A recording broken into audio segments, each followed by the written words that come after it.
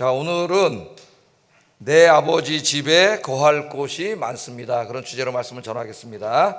내 아버지 집에 거할 곳이 많습니다. 예수님이 하신 말씀이죠. 예수님, 내 아버지 누구세요? 하나님이시죠. 하나님이신데 예수님의 아버지만이 아니라 저와 여러분의 하늘 아버지입니다. 하늘 아버지. 이 땅에 육신의 아버지가 계시죠. 그런데 그 관계는 영원하지 않습니다. 우리 인간이 이제 이 세상에 생을 다하면 그 관계는 끝나는 것이고, 우리의 영원한 아버지는 하늘에 계신 아버지, 하나님 아버지입니다. 우리 예수님이 하늘 아버지 집에, 하나님 집에 거할 곳이 많다 그랬어요. 거할 곳이 많다. 우리 서울에 집 없는 사람이 50%가 된다 그래요. 자기 집 없는 사람이. 다 사람은 자기 집이 있어야 되는데, 강아지도 자기 집이 있는데 자기 집이 없는 사람 50%가 된다 그럽니다. 근데 염려하지 마시고 아버지 집에 하나님 우리가 거할 곳을 다 마련해 놨습니다. 할렐루야. 이 말씀으로 위로받고 사시길 바랍니다. 자, 오늘 본문은 예수님께서 이제 십자가 죽음을 눈앞에 두시고 행하신 고별 설교, 고별사 말씀이에요. 자, 지난 시간에 공부한 거 얼른 한번 이렇게 착 머리를 돌려보세요. 요한복음은 크게 두 부분으로 나뉘는데 1장부터 12장까지는 표적의 책이다 그래서 표적의 책.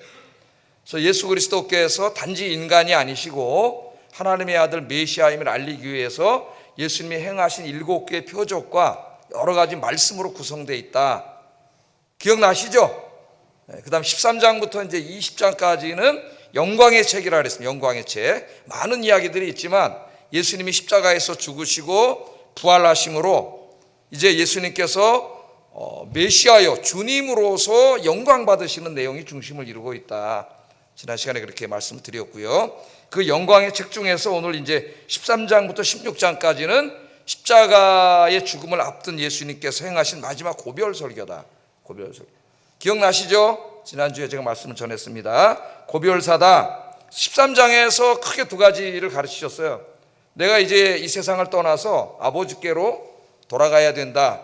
돌아갈 시간이 가까웠다. 예수님께서 그렇게 말씀을 하시면서 크게 두 가지를 하셨습니다. 하나는 제자들의 발을 씻겨주면서 너희들도 서로 발을 씻기는 삶을 살라. 이걸 가르쳐 주셨고, 그 다음에 두 번째는 더 구체적으로 이제 서로 사랑하며 살아라. 사랑하며 살아라.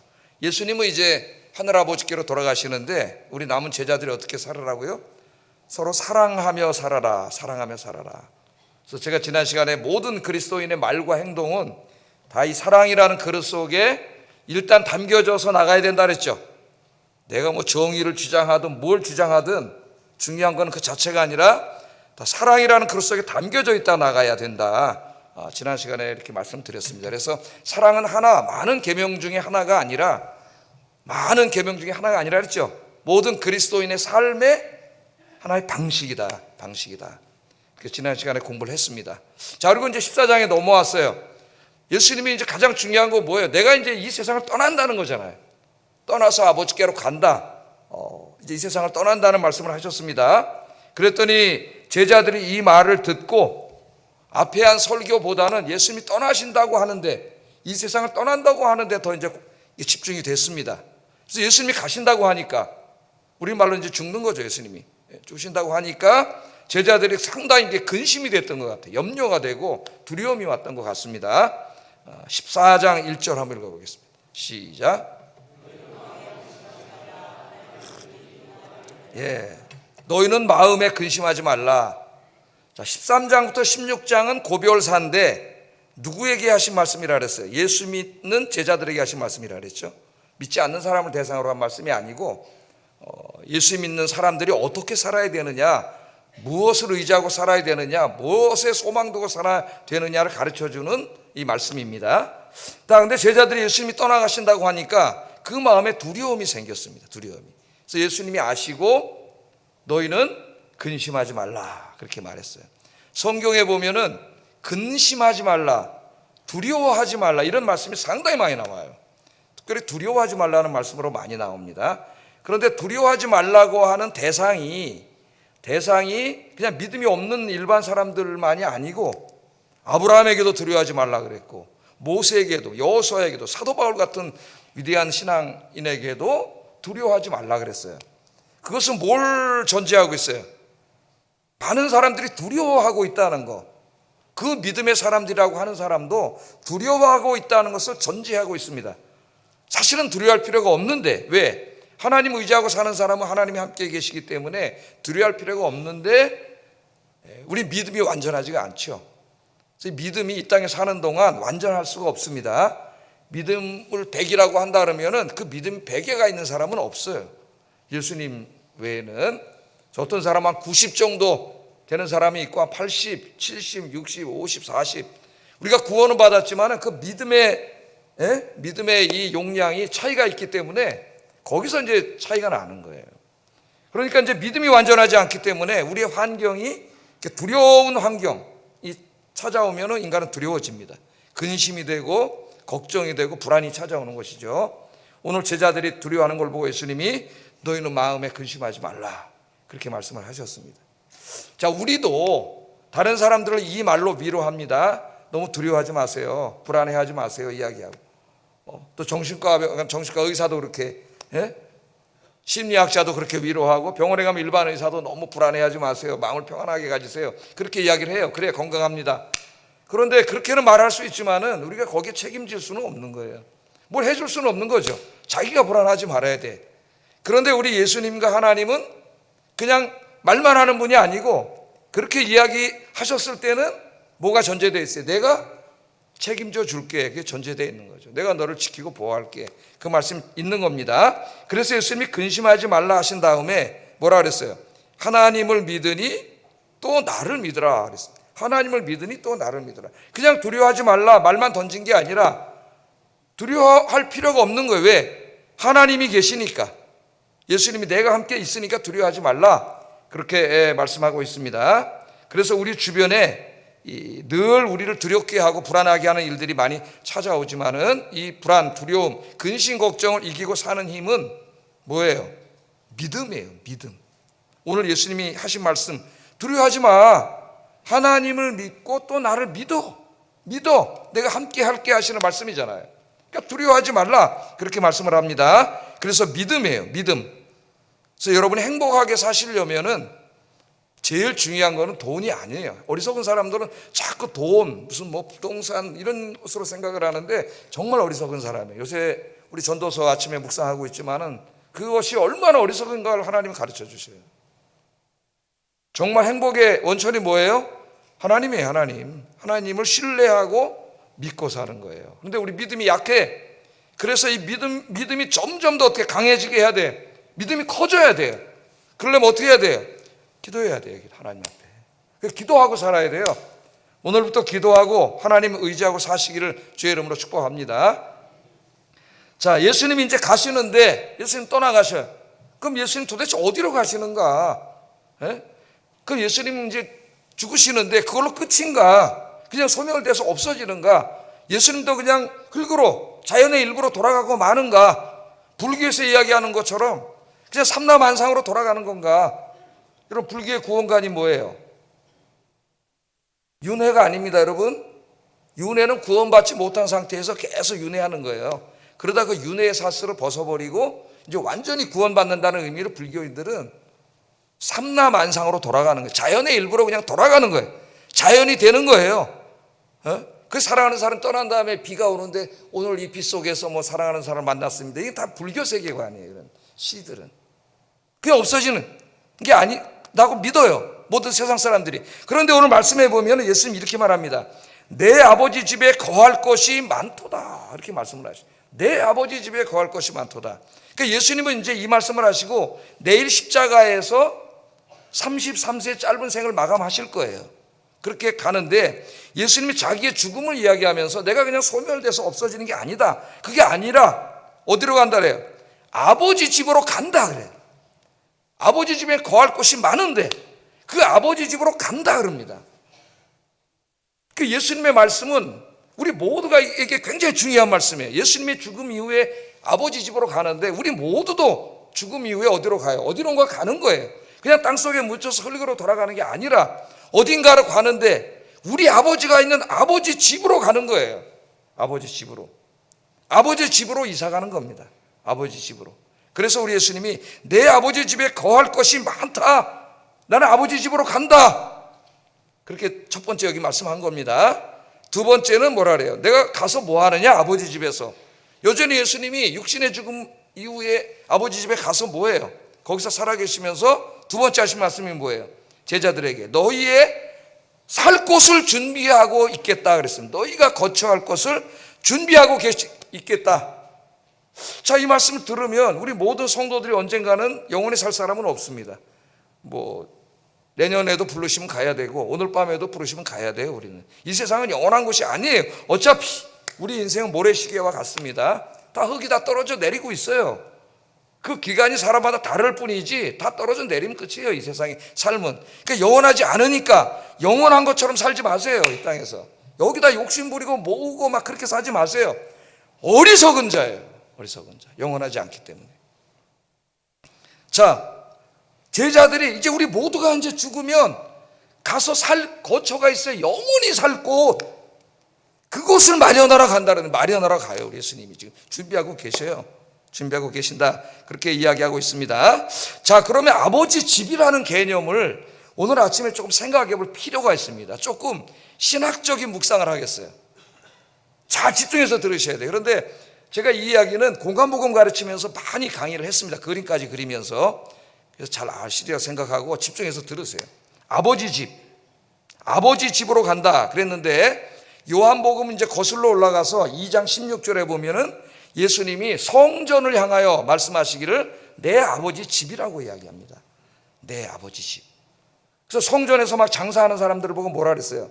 내 아버지의 집을 강도의 소굴로 만들지 마라. 이렇게 책망을 했죠. 내 아버지의 집. 그러니까 그 성전은 예루살렘 성전이에요. 저기 있는. 그 성전을 아버지 집이라 그랬습니다. 그럼 성전이 왜 아버지 집인가? 그럼 이제 오늘부터 이 중요한 개념을 알아야 돼요. 성전이 왜 아버지 집이냐? 자, 하나님께서 이 세상을 창조하셨습니다. 하늘과 땅을 다 누가 만드셨어요? 하나님께서 창조하셨어요. 하나님이 창조하셨을 때는 하나님이 계신 아버지 집, 여기 아버지 집이라고 나오는 아버지 집과 우리가 살고 있는 이 세상은 하나였어요. 하나. 그러니까 성경을 읽어보면 하늘이라는 말과 땅이라는 말이 나옵니다. 우리가 알고 있는 하늘과 땅은 물리학적인 개념이에요. 저 하늘과 땅이에요. 그런데 성경에서 말하는 하늘과 땅은 물론 물리학적인 개념으로 말할 때도 있지만 거의는 아닙니다. 하늘과 땅은 뭘 이야기하냐? 신학적인 공간이에요. 신학적인 공간. 하늘은 하나님이 계신 곳이고 땅은 인간이 있는 곳이에요. 그래서 성경에서 땅이라고 말할 때는 가장 광범위한 의미는 하나님이 창조하신 우주입니다. 우주가 다 땅이에요. 그런데 이제 이 우주 안에 하나님의 형상으로 지음받은 인간들, 하나님의 형상이 사는 곳은 지구예요. 지구. 그래서 좁게 말하면 지구를 말하고 우리 인간이 지구상에 만들어 놓은 인간의 문명입니다. 이 세상이라고 하죠. 성경에는. 이 세상. 예? 이게 땅이에요. 땅. 근데 하나님이 창조하셨을 때는 하늘과 땅이 하나예요. 하나였어요. 이 공간이. 그런데 인간이 죄 짓고 타락한 다음에는 어떻게 됐을까요? 하나님은 죄와 함께 거할 수가 없습니다. 그래서 하나님이 계신 공간이 하늘이 땅으로부터 떨어져 나가요. 왜? 죄와 함께 계실 수 없기 때문에. 그런데 이 공간이 이렇게 하나님이 완전히 떠나가시면 인간은 죽습니다. 이 우주에는 아무 소망이 없어요. 그냥 우주는 멸망해요. 그렇기 때문에 하나님은 사랑의 하나님이시기 때문에 완전히 떠나가시지 않고 하늘과 땅이 지금 어떻게 되냐면 이렇게 중첩되어 있어요. 동심원으로. 동심원 아시죠? 이 그림은 제가 많이 그려서 보여드렸잖아요. 중심원으로 이렇게 결합되어 있어요. 완전히 하나님 떠나가셨으면 이 우주에는 소망이 없어요. 하나님 사랑하시기 때문에 이 완전히 떠나지 않고 동심원이 되어 있어요. 그 하늘과 땅이 만나는 그 부분, 그 접점, 그 동심원이 바로 성전이에요. 구약의 성전. 아시겠죠? 그 성전이에요. 그래서 에스겔서 1장을 읽어보시면은 성전을 뭐라고 얘기하냐면 이 땅에 지어진 성전을 하나님의 발등상이라 그런다 했죠. 발등상. 하나님이 하늘 성전에 앉아 계십니다. 왕이 보좌에 앉아 있는 것처럼 그걸 형상화해서 가르쳐 주는 거예요. 그런데 하나님의 발이 어디 내려와 있어요? 인간의 지은 성전에 내려와 있어요. 발이. 성전을 밟고 있어요. 그래서 그 성전은 하나님의 발등상이고 하나님의 보호자가 있는 곳이에요. 하늘과 땅이 만나는 유일한 곳이에요. 거기에 하나님이 거하시면서 성전에 예배 온 사람들 예배를 받아주시고 죄도 용서해 주시고 그들의 기도도 들어주시고 치료해 주시고 하시는 곳이에요. 그게 구약 성경에 나오는 성전의 개념입니다. 성전의 개념. 그래서 최소한도 20세 이상의 남자들은 아무리 멀리 살아도 1년에 3번 절기 때는 성전에 와야 돼. 하나님을 만나러. 그게 성전이에요. 자, 그런데 신약 시대로 오면 아까 다시 요한복음 2장으로 오면은 예수님이 성전을 방문했더니 성전에 뭐 하고 있어요? 사람들이 대제사장부터 타락을 해가지고 성직자들부터 다 타락을 했어요. 그래서 교회 안에서 막 장사를 하면 이렇게 되니까 엉망이 되니까 아까 그 말씀을 하신 거예요. 내 성전을 하나님의 집을 강도의 소굴로 만들지 마라. 그렇게 말씀을 하셨습니다. 자, 그러면서 예수님 뭐라고 말씀하셨어요? 그 다음에 이 성전을 때려 부숴라, 헐어라. 내가 3일 만에 다시 짓겠다. 3일 만에 다시 짓겠다. 그 당시에 그 헤롯 성전이 다 완성되는 데는 82년 걸립니다. 예수님 돌아가시고도 한 30년 더 져요, 성전을. 자, 그런데 예수님 때는 한 40년 조금 더 됐어요, 성전을. 중요한 데는 다 진 거예요, 이미. 짓고 있었는데 이 성전을 헐어라, 내가 3일 만에 다시 짓겠다. 그러니까 바리새인 유대인들이 깜짝 놀랐습니다. 이자가 도른 거 아닌가 이게. 자기를 메시아라고 하더니 이제 뭐 이 성전을 40몇 년을 지금 짓고 있는데 이걸 부시면 3일 만에 자기가 짓겠다고? 이거 완전히 미친 사람이네. 이렇게 이해를 했잖아요. 근데 그 다음에 요한이 해설을 해놨어요. 뭐라 그랬어요?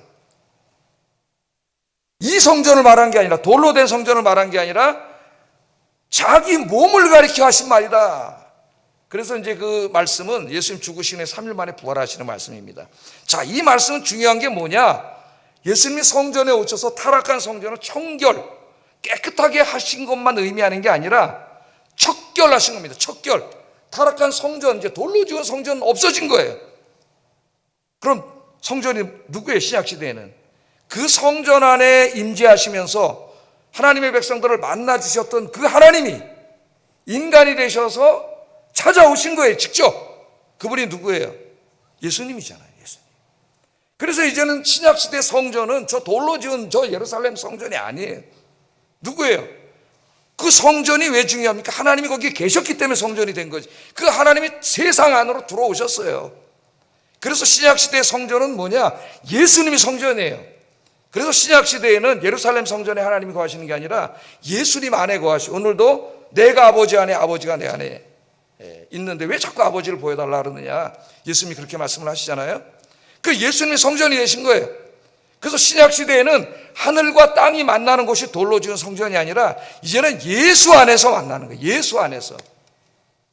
그래서 예수 안에서 여러분이 예수의 이름으로 두 사람이 모여서 기도하고 예배드리면 그 두 사람이 모인 곳이 뭐가 된다 그랬어요? 성전이 된다 그랬잖아요. 예수님이. 성전. 거기에 하나님이 임재하시는 거예요. 신약시대의 중요한 개념은, 물론 이제 신약시대의 이 건물도 뭐 교회지만은 본질적인 개념은 누구예요? 예수 안에 예수의 이름으로 모여서 예수님께 예배드리는 사람들. 요 성전이에요. 예배드리려면 이제 건물도 있고 이래야 되니까는 이것도 교회죠. 성전이죠. 본질은 여러분이에요. 그래서 이 건물이 없어도 우리가 여기다 텐트 하나 치고 예배를 드려도 여기는 뭐예요? 성전이에요. 성전. 예수 안에서. 그래서 성전 안에 임재하셨던 예수님 직접 이제 찾아오셨잖아요. 찾아오셨어요. 그래서 우리는 예수 안에 있는 겁니다. 여러분의 부부가, 부모, 자녀가 집에서 무릎 꿇고 가정 예배를 드리면 여러분의 집은 뭐가 되는 거예요? 성전이 되는 거예요. 성전. 여러분의 집을 싸움장으로, 갈등의 장으로 만들지 말고 하나님이 거하시는 성전으로 만드시길 주의 이름으로 축복합니다. 그러면 여러분 자녀들이 성전에서 자라. 성전에서. 예? 여러분이 예수의 이름으로 무릎 꿇고 예수님께 기도하는 그것이 바로 이제는 지성소고, 하나님께서 그곳에 찾아오십니다. 그곳에 함께 하십니다. 오늘부터 여러분의 가정이 그렇게 되기를 주의 이름으로 축복합니다. 예. 그래서 성전이 되는 거예요.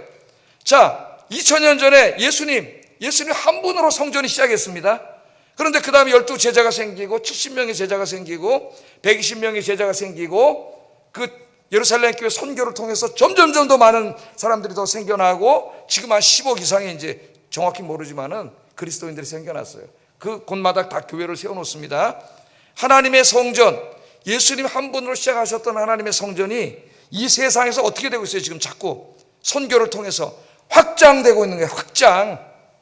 그래서 그것을 우리가 하나님 나라가 확장된다 그래요. 하나님 나라가 확장. 우리가 선교하는 것은 하나님 나라를 확장시키는 거예요. 그래서 예수님이 다시 재림하실 때까지 우리의 사명은 이 하나님의 나라, 죄로 죽음으로 점철되어 있는 이 세상을 하나님 나라를 자꾸 확장시켜 나가는 확장. 내가 전도해서 한 사람이 구원받으면 사탄의 백성이 그만큼 줄어들고 하나님 백성이 확장되는 거예요. 여러분이 미워하지 않고 사랑하고 살면 사탄의 미움의 나라가 부서지고 그만큼 사랑의 하나님 나라가 이루어지는 거예요. 예? 여러분이 나가서 정의를 실천하면 불의로 가득 차 있는 어둠의 사탄의 나라가 무너지고 하나님의 정의의 나라가 그만큼 확장돼 가는 거예요. 하나님 나라 확장됩니다.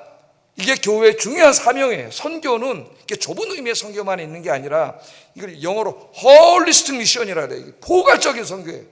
제일 중요한 게 영혼 구원 전도고, 그 다음에 정의를 실현하고 사랑을 실천하고 평화를 만들고, 이 모든 게 다 뭐예요? 하나님 나라 운동이에요. 그런데 인간이 하는 것은 조금밖에 안 되고, 이 온 세상, 죄와 죽음이 지배하고 있는 온 세상을 완전히 치유해서 하나님 나라로 완성하시는 분은 하나님이세요. 우리 인간의 사명인데 우리는 조금 할 뿐이에요. 그거 언제 다 만드신다 그랬어요, 예수님이. 오늘 뭐라 그랬어요? 내가 다시 온다 그랬잖아요. 우리 예수님이 재림하시는 날 이 모든 죄악, 악을 다 심판하시고 이 하나님이 창조하신 우주와 지구와 인간의 문명을 하나님 다 새롭게 창조하시고, 새롭게. 그래서 완전한 하나님의 나라가 됩니다. 요한계시록 20장에 보면 어떻게 해요? 하늘에 있는 새 예루살렘, 이 하늘의 상징이에요. 하늘이 땅으로 어떻게 합니까? 내려오잖아요. 우리 요한계시록 때 공부했잖아요. 내려와서 이렇게 동심원으로 되어 있던 땅을 완전히 덮어요. 그러면 하나님이 어떻게 돼요? 이 우주에 하나님이 충만해지는 거예요. 하나님의 영광이. 하나님이 충만해질 때 거기에서 치유가 일어나요. 부활이 일어나고 치유가 일어나고 모든 회복이 일어나는 거예요. 그래서 우리가 죄로 만들어 놓은 이 죽음의 질서가 다 회복이 돼. 예? 다 회복이 됩니다. 그 다 회복이 된 상태를 성경에서는 새 하늘과 새 땅, 우리가 죄로 망가뜨려놓은 옛 하늘, 옛 창조가 아니라 새 창조, 새 하늘과 새 땅이라고 하고, 또는 하나님이 통치하시기 때문에 하나님의 나라라고 해요. 하나님의 나라. 마태복음에서는 하늘들의 나라. 그래서 이걸 한문으로 번역하다 보니까 천국이란 말이 나온 거예요. 천국은 잘못하면 좀 오해 소지가 있습니다. 천국은 저 하늘에 있는 것 같이 자꾸 느껴지는데 그게 아니에요. 하늘들의 나라. 이 땅에 이 온 우주가 하나님의 나라가 되고, 지금 나뉘어 분리되어 있는 하나님의 하늘과 땅이 하나가 돼요. 완전히 하나 새롭게 돼요.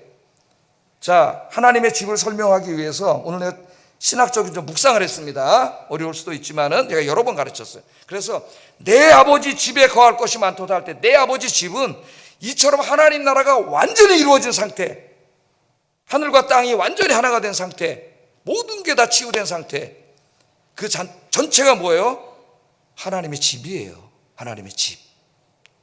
안더스탠드? 이해가 되십니까? 이해가 안 가면은 내년에 안 옵니다. 이해가 계속 들으세요, 말씀을. 계속 들으면 제가 벌써 한 20, 30번도 더 가르쳤어요, 이 말씀을. 그렇기 때문에 신학적으로 쉬운 얘기는 아니기 때문에, 그러나 이게 본질이에요, 성경에. 근데 이걸 모르고 자꾸 어떤 사람 죽어서 영혼만 천국 가고 육신은 다 없어지는 줄 알아. 그거 이단이에요, 여러분. 헬라 종교입니다. 헬라 종교. 영혼 불멸설은 헬라 종교예요. 기독교는 뭘 믿어요? 부활을 믿어요. 부활. 자, 그런데 아직 하나님 나라가 완성 안 됐죠. 지금도 예수님 때부터 지금까지 예수님이 안 오셨잖아요. 아직 완성이 안 됐어요. 그래서 예수님이 말씀하시던 시점, 우리 지금의 시점에서 보면 하늘은 아직 땅이 완성이 안 됐어요. 하늘은 다 하나님 나라가 완성이 됐기 때문에. 그래서 예수님이 내 아버지 집으로 간다고 말할 때는 어디로 가는 거예요? 하늘로 가시는 거예요. 하늘. 하나님이 계신 곳. 거기 또 누가 있어요? 천군 천사가 있고, 우리보다 앞서간 모든 성도들의 영혼이 거기서 안식하고 있어요. 하늘에는 하나님 나라가 온전히 이루어진 거, 거기서 안식하는 거예요. 그래서 죽는 날은 그날로 그곳으로 이사가는 거예요. 이사. 이 땅과는 비교할 수 없이 좋은 곳으로 이사가는 날입니다. 이사. 그래서 사도 바울이 뭐라 그랬어요? 빌립보서 1장에 나는 빨리 저기로 이사 가고 싶다. 그런데 내가 지금 못 가는 거는 마지막 할 일이 있기 때문에 여기 있는 것이지 자기 마음 빨리 이사 가서 아버지 품에 안기는 거라 그랬습니다. 그게 우리 기독교 소망이에요. 소망. 그래서 그리로 가십니다. 자, 그래서 예수님 마지막에 뭐라 그래요? 오늘 내가 다시 와서 너희를 데려간 날이 있다 그래요. 3절 한번 읽어보겠습니다. 시작. 내가 다시 와서 너희를 내게로 영접하여 나 있는 곳에 너희도 있게 하리라. 그러니까 이거는 궁극적으로는 예수님이 재림하시는 날 모든 성도들의 부활을 의미해요. 부활해서 데리고 가신다. 그것이 우리 기독교의 소망입니다. 소망. 자, 그래서 내 아버지 집의 개념을 설명을 했습니다. 그러면 이제 이것이 중요한 거는 21세기 오늘을 살아가는 우리들에게 어떤 의미로 다가오고 우리가 어떻게 적용하고 살아야 되는지 간단하게 좀 말씀 전하겠습니다. 가장 분명한 의미는 뭐라 그랬어요? 궁극적인 시련은 예수님이 재림하실 때 이루어진다. 그때 죽은 모든 성도들은 부활하고 오늘 예수님이 오시는데 우리 살아있잖아요. 우리는 변화합니다. 이 몸으로는 하나님 나라에 들어갈 수 없어요. 왜? 죄로 오염되어 있기 때문에 예수 믿는 사람도 다 죽어야 돼. 이 몸으로 못 들어가요. 그래서 이 몸이 흙으로 돌아가야 돼. 그럼 그 흙으로 돌아가는 것을 가지고 우리 하나님이 새 몸을 만들어 주신다 그랬어요. 예수님 재림하시는 날 성도의 부활이 있어요. 대부활이. 믿으십니까? 우리 기독교는 부활의 종교예요. 부활이 없으면 기독교도 없고 성경도 없고 기독교 모든 가르침은 사기입니다. 다 우리가 부활해. 부활. 예? 부활하는 날에. 그래서 예수님이 반드시 오신다 그랬으니 다시 오실 주님께 소망 두고 사시기를 주의 이름으로 축복합니다. 자, 그럼 이 말씀을 한번 이제 적용. 첫째는 재림이고요. 두 번째 이제 우리에게 중요한 거는 언젠가는 우리가 이 세상을 떠나야 된다는 거예요. 언젠가. 나는 안 죽을 거다 그런 사람 있습니까? 예? 그런 사람은 없어요. 언젠가 떠납니다. 우리는 다 매일매일 하루하루 무덤을 향해서 걸어가고 있는 거예요. 언제부터? 태어날 때부터. 모래시계라 그랬잖아요. 자꾸 줄어들고 있어요. 우리의 생명이 고귀한 시간입니다. 그래서 하나님께서 그 가르침을 통해서 우리 모두가 하루하루를 소중하게 생각하고 살기를 원하세요. 가르쳐 주시는 거예요. 그 말씀이. 자, 우리가 언젠가 이 세상을 떠나야 되는데 오늘 이 말씀은 또한 우리가 세상을 떠날 때 우리 예수님께서 아버지 집으로 데려가기 위해서 찾아오신다는 의미도 있어요. 궁극적인 의미는 부활이고 이 세상에 살고 있는 동안에 아버지 집으로 데려가기 위해 오셔요. 그러니까 두려워하지 말라는 거예요. 죽음은 뭐예요? 아까 뭐라 그랬어요? 이사 가는 거라 그랬잖아요. 이사. 아버지 품으로 이사가. 그런데 우리 믿음이 이렇게 적어요. 우리 믿음이 적기 때문에 두려워, 무섭고 그렇게 하나님 아버지 만나고 싶고 가고 싶으면서도 두렵고 무서워요. 근데 우리 예수님이 뭐라 그랬어요? 그럴 필요 없다. 내가 너희를 데리러 올게. 그래서 여러분 우리 모두가 세상 떠나는 날 혼자 가는 게 아닙니다. 외로운 저승길을 혼자 가는 게 아니에요. 그래서 청산문이라는 사람이 그랬다 그러지 않습니까? 여러분 사육신 중에 한 사람이 저승길 죽으러 가면서 저승길 가는데 주막도 없대는데 외로워라 이 저승길 나 혼자 어떻게 갈까? 그런 시까지 졌다는데 그렇지 않고 우리 예수님 데리러 오신다 그랬으니까 어떻게 데리러 오시는지 모르지만 아마 제 생각에는 성경에는 없습니다만은 제 생각에는 천사들을 보내주지 않을까. 이사 가야 되니까 이삿짐 센터에서 차가 와야 되잖아요. 예? 우리 예수님 리무진을 보내주셔가지고 이 세상 떠나는 날 아버지 품으로 어떻게 한다는 거예요? 데리러 온다는 거예요. 데리러 온다는 거예요. 그래서 우리 제자들이 이 말씀을 나중에 깨닫고 이 말씀을 할 때는 몰랐어요. 자, 무슨 의미인지. 현대 그리스도인들처럼. 나중에 깨닫게 되지요. 그래서 이제 죽는 것을 두려워하지 않게 되고 죽는 날은 아버지께 이사가는 날이구나. 예수님이 데리러 오는구나. 그래서 그 다음부터는 이 믿음을 가지고 주님을 위해서 죽을 수 있는 사람이 됐어요. 그래서 예수님 제자들이 다 어떻게 했어요? 거의 다 순교했어요. 순교. 그러니까 그거를 알지 못하는 사람, 그런 믿음이 없는 사람은 순교를 못하죠. 이 기독교 역사 속에 죽음 앞에서 배교한 사람들도 엄청나게 많습니다. 이 믿음을 가지고 살아야 돼요. 데려오셔요. 데리러 오십니다. 그래서 여러분 잘 알고 있는 그 나니아 연대기를 쓰는 그 C.S. 루이스라고 하는 사람 있잖아요. 독실한 그리스도인인데 이분의 책이 우리나라에 상당히 많이 번역되어 있습니다. 이분이 이제 이 세상을 떠나는 날 뭐라 그랬느냐? 죽음이, 잘 들어보세요. 죽음이 아버지가 있는 고향집으로 돌아가는 것이라면 왜 두려워해야 하는가? 그러니까 죽음을 앞두고 깊이 묵상해 본 것 같아요. 성경을 묵상해 보니까 죽음은 소멸되는 게 아니라, 물론 잠깐 이제 육신은 흙으로 돌아가고 영혼만 이제 가는 거죠. 생명의 본질은 영혼이에요. 내가 아버지 하나님이 있는 곳으로 이사 가는 거라면은 왜 죽음을 내가 두려워해야 되지? 그럴 필요 없다는 거예요. 더 좋은 곳으로 지금, 부활의 그날을 기다리는 안식하는 장소로 더 좋은 곳으로 가는데 왜 내가 두려워해야 되는가? 그리고 평안하게 갔다 그래요. 평안하게. C.S. 루이스가. 그래서 우리가 두려워할 게 없다. 이 사도 바울은 자기 죽는 날을 묵상하면서 감옥에서 순교할 걸 자기가 압니다. 죽음을 앞두고 누구에게인가 그런 시간이 오지 않겠어요? 내가 이제 어느 정도 있으면 가겠구나. 죽음에 대해서 많이 생각을 하고 천국과 영생에 대해서 많이 생각을 할 날이 있을 거예요. 그날이 왔을 때 사도 바울 디모데후서 4장 6절에 이렇게 얘기합니다. 한번 읽어보겠습니다. 시작. 제가 읽겠습니다. 전제와 같이 내가 벌써 부어지고 나의 떠날 시각이 가까웠다. 여기 떠난다. 떠날 시각. 그러니까 떠난다는 것은 이 세상을 떠나서 어디론가 가는 거예요. 그러니까 자기 죽음을 떠나는 것으로 얘기를 했는데, 떠난다.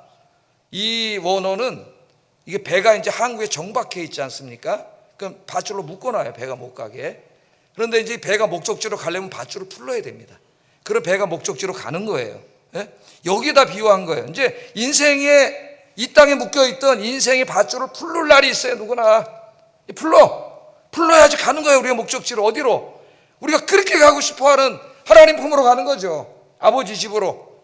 그 아버지 집으로 가는 거예요. 그래서 나의 떠날 시각이 가까웠다.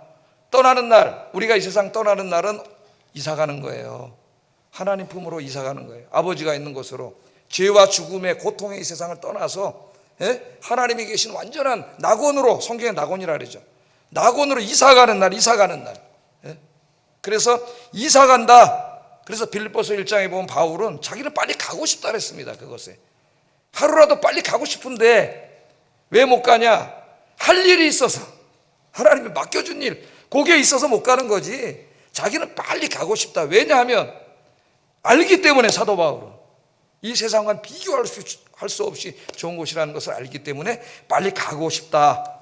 그렇게 얘기했습니다. 그래서 이제 궁극적인 의미는 우리 예수님 재림하실 때 부활해서 우리를 데려온다는 의미고, 오늘 현재적인 의미, 실존적인 의미로는 우리가 이 세상을 육신이 떠날 때 이처럼 주님이 데리러 오신다는 의미예요. 데리러 오신다는 의미. 마지막 또 하나 의미가 있습니다. 좀 상징적인 의미일 수가 있는데, 우리 예수님께서 이제 떠나시면서 우리 여전히 살고 있잖아요. 산 사람은 살아요. 여기에 살고 있습니다. 여기에. 그런데 이제 예수님이 떠나시면서 보혜사 성령을 보내주세요. 삼위 하나님 중에 이제 삼위 하나님이 오시는 거죠. 성령 하나님 찾아오셔요. 그래서 요한복음 4장을 읽으면 성령에 대한 가르침이 나옵니다. 성령님이, 그때 가서 또 공부를 하겠어요. 성령님이 찾아오셔서 믿는 사람들의 마음속에 다 어떻게 한다 그랬어요? 찾아가셔서 그를 통치하셔요. 그래서 여러분들은 혼자가 아니에요. 하나님이 찾아와 계세요. 여러분 앞에 성령 하나님이, 보혜사 성령 하나님이 찾아와 계십니다.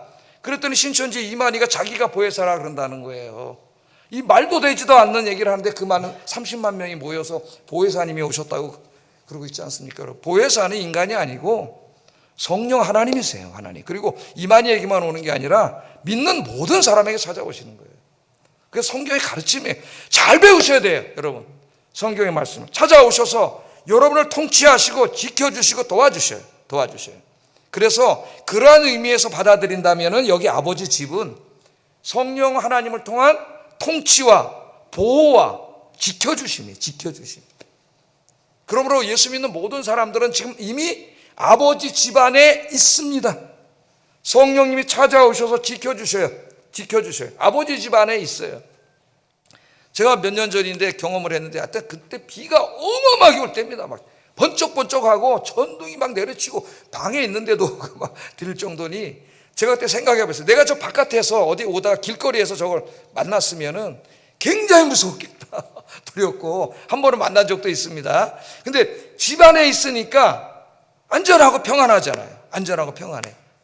그것과 마찬가지. 우리가 살고 있는 세상은 천둥이 치고 번개가 막 번쩍번쩍하고 폭풍이 불고 비가 막 쏟아집니다. 여러분, 그런 곳에 있어요. 세상에 있으면 그 비를 다 맞아야 돼요. 그런데 여러분 누구세요? 오늘 뭐라 그랬어요? 아버지 집에 있다 그랬잖아요. 이 땅에 사는 동안 성령 하나님이 찾아오셔서 여러분 눈에는 안 보이지만 여러분에게 이렇게 다 쳐주셨어요. 예? 그래서 우리는 하나님의 집안에 살고 있는 거예요. 그러므로 여러분, 예수 믿는 사람은 얼마나 복받은 사람입니까? 이 땅에 사는 동안도 성령 하나님 집안에서 보호받고 있고, 이 세상을 떠나는 날은 우리가 그렇게 가고 싶어하는 그 나라로 예수님 데리러 오셔가지고 우리 영혼을 데리고 가시잖아요. 부활의 그날 진짜 아버지 집이 다 완성된 다음에 부활해서 영원히 하나님과 함께 살지 않습니까? 그래서 우리는 복받은 사람이에요.